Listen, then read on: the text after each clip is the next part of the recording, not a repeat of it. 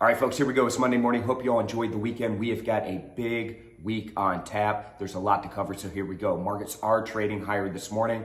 We also had a big, strong week last week. Dow Jones, S&P, Nasdaq all finished the week higher. Why? Well, we got that $1.9 trillion stimulus package passed. Those checks started hitting bank accounts this weekend. We also saw those interest rates start to come down from their highs. So that gave that market a bit of a boost. We'll see if we can continue that into this week. Looking at today, FX, we're seeing that dollar perk up a little bit. So we're seeing some weakness in the euro, particularly as we head into the open. We'll see how things shake out. Now, it's going to be a big week with FX, and in particular with interest rates, because the Fed is having their monetary policy meeting this week and will come out on Wednesday with their announcement on interest rates and their forecast for interest rates looking into the future. So a big day on Wednesday.